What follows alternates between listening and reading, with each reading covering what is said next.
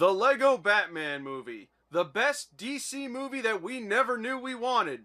So the Lego Batman movie, of course, comes off the heels of the great Lego movie that came out a couple of years ago. But it wasn't really sure if this was going to be a sequel or a prequel or whatever. But now that I've seen it, it seems to be more of a spin-off because it has very little relation to the Lego movie other than the fact that obviously they're Legos and they have some of the same characters. And the few characters that did cross over were voiced by the same people. You had Will Arnett as Batman, who was great. They also had Channing Tatum as Superman again, and Jonah Hill as Green Lantern, who were also in the Lego movie. Joining them is Michael Cera as Robin, who I was a little bit worried about when I saw the trailers for this movie, but he was actually really good in this. Ralph Fiennes voiced Alfred, which I found really funny, but I'll get to why in a minute. And Rosario Dawson is Barbara Gordon. Because it's a Batman comedy, you know they're going to make the references to all the other Batmans. They mentioned all of the live-action movies. They mentioned the animated series. It would have been nice if they gave a little nod to some of the other animated series, but at least they got the good one. Then they referenced even the Bob Kane Batman, some of the comics, and even the Adam West show, which they showed in live-action footage, which raised all kinds of questions. They even went through the entire rogues gallery of Batman villains, even the ones that sound like they don't actually exist. And they even had a really funny meta joke in this movie where someone said, "Are some of those real? They sound made up." And then Joker said, "It's worth a Google." And yes, they're all real Batman villains. A lot of interesting choices for the voice actors for the villains, especially considering some of them didn't really have too many lines. Probably the best one, though, was Billy D. Williams as Two-Face, which, of course, is great because he played Harvey Dent in the first Batman movie, the one by Tim Burton, and they had plans for him to become Two-Face, but unfortunately that fell through, and I'm not going to get into that. But it's really nice to see he finally got to play Two-Face almost 30 years later. One of my favorite comedians, Doug Benson, is the voice of Bane, and it was great because he was doing the Bane voice from The Dark Knight Rises. That whole, "Oh, Batman," that whole thing. And I felt that that went a little bit underappreciated. Conan O'Brien was the Riddler in this movie, and I don't even know if that has any connection to anything. I just found that really funny. It would have been nice if they got Tara Strong to be Harley Quinn in this, because she's voiced her before.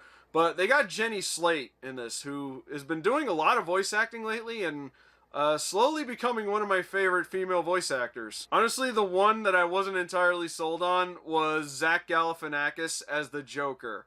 And they had the character right, especially for a comedy movie, but the voice itself just wasn't quite there.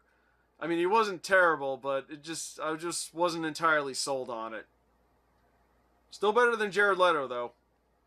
So the plot of the movie is the Joker frees a bunch of villains that were being held in the Phantom Zone. You know, the Phantom Zone from Superman, where they keep all the universe's baddest villains. So they had, like, King Kong was there, and Sauron, the Eye of Sauron, the Wicked Witch of the West, the Gremlins from Gremlins. But the one that was really interesting was Voldemort from Harry Potter. The reason why that's interesting is because Ralph Fiennes, who voices Alfred, played Voldemort in the Harry Potter movies. And it would have been really funny if they had some back and forths, but unfortunately that didn't happen.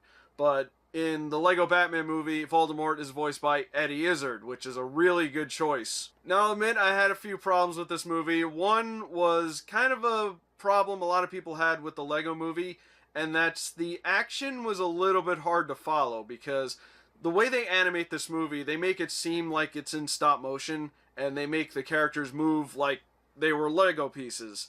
And because of that, some of the framework didn't quite work. Like, a lot of the movement just didn't feel right, plus a lot of it just felt kind of garbled, because things would explode and there'd be Lego pieces everywhere, and Lego characters would be flying around, and they're all small and they were moving so fast. And of course the whole thing with the villains was Lego basically advertising Lego Dimensions, which I'm fine with, but it did feel kind of weird. It's like, oh, you want to do a cool Batman movie? That's fine, but we're also gonna be advertising something that's kind of unrelated. And speaking of the Lego movie, there were a few songs in this movie, specifically the ending theme song, which I feel like they were trying to follow in the success of the music from the Lego movie, which is alright, but it did feel kind of forced. The thing with Joker and Batman was a little weird.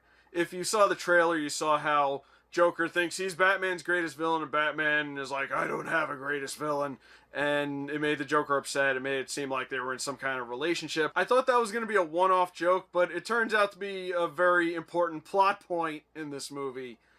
And I think they went a little too overboard with it. And this might be kind of nitpicky, but the biggest problem I had with this movie was they implied a romance between Bruce Wayne and Barbara Gordon. All I have to say to that is, too soon. But you know what? A lot of the complaints I have for this movie are nitpicky anyway, because this movie was really funny and really entertaining. Everybody in the theater was laughing. And in general, it was just a really good Batman movie, because the whole thing about him having to let people back into his life because of his parents who passed away, and he was afraid that he might lose another family, and he had to learn to cope with that. Overall, I think I liked the Lego Movie a little bit more, mostly because of how it ended and what the big secret was behind it.